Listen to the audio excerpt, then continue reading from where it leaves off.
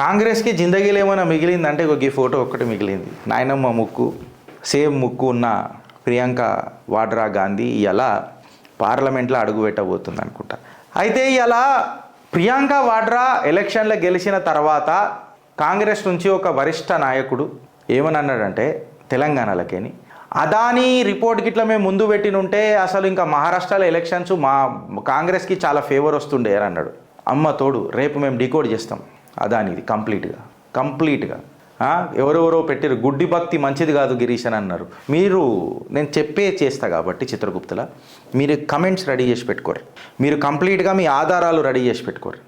ఆధారాలు లేకుండా పెడితే మాత్రం నేను పిచ్చ లైట్ తీసేసుకుంటా.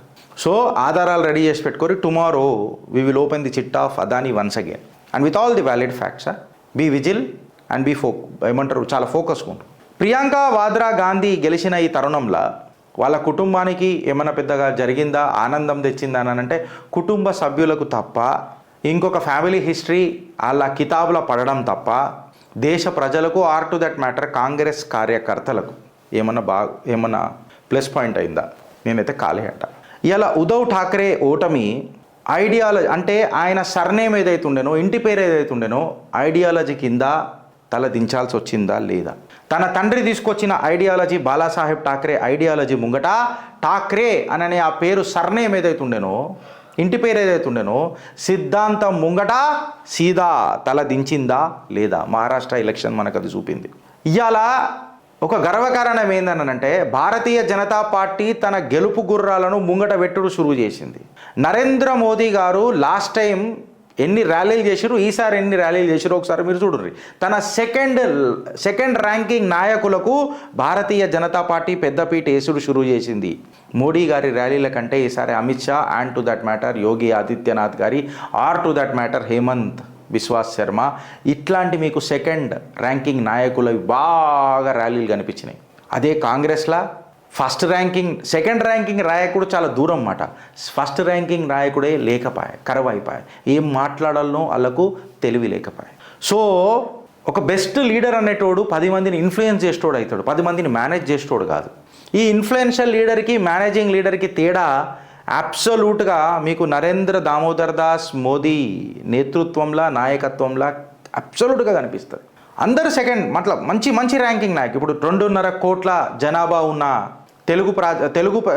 తెలుగు జనాభా మహారాష్ట్రలో 2.5 కోట్లు ఉన్నదట.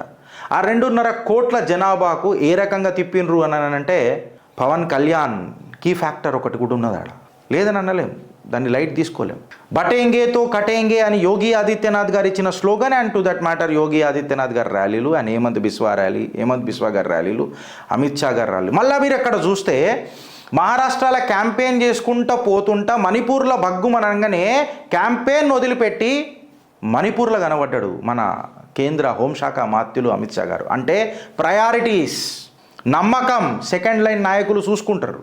నేను లేకపోయినా వీళ్ళు చూసుకుంటారు, నా భర్తీ పూర్తి చేస్తారు. ఆ నమ్మకం మీకు ఇంకా ఏ పార్టీలో కనబడ్డదో నాకు చెప్పుండ్రి. ఇది మీకు ఈ ఎలక్షన్ చూపించింది. తెలంగాణకు ఆర్ టు దట్ మ్యాటర్ దేశ ప్రజలకు సింపుల్గా ఒక ఈక్వేషన్ చూపించింది ఈ ఎలక్షన్. ఏందనంటే 65% పైగా ఉన్న ముస్లిం పాపులేషన్ ఏరియాలలో కూడా గెలుపు నెట్ల కైవసం చేసుకోగలము అన్న ఒక కొత్త ఉత్సాహం ఊపిరి పోసిందా లేదా? భారతీయ జనతా పార్టీ ఈవీఎంలను కంట్రోల్ చేస్తుంది. మళ్ళా ప్రియాంక వాడ్రాని ఈవీఎం ఎందుకు కంట్రోల్ చేయాలి? ఇక్కడ కూడా మేము గెలుస్తుండే కదా, అక్కడికి గెలిచినుంటే. జార్ఖండ్లో కూడా మేము ఈవీఎంలను గెలుచుకుంటుండే కదా. పెద్ద వరిష్ఠ నేతలు ఏమని అంటారనంటే ప్రతిపక్షాలలో కూర్చొని మహారాష్ట్ర గెలుచుకొని జార్ఖండ్ వదిలిపెట్టింది, రేపు బెంగాల్ గెలుచుకొని తమిళనాడు వదిలిపెడుతుంది, ఉత్తరప్రదేశ్ గెలుచుకొని తమిళనాడు వదిలిపెడుతుంది, అట్లనే బెంగాల్ గెలుచుకొని కేరళ వదిలిపెడుతుంది భారతీయ జనతా పార్టీ అంటే. భారతీయ జనతా పార్టీ ఏ ఎలక్షన్ వదిలిపెట్టది. జార్ఖండ్ అనేది మా స్ట్రాటజీ వల్ల మేము లాస్ అయినాం.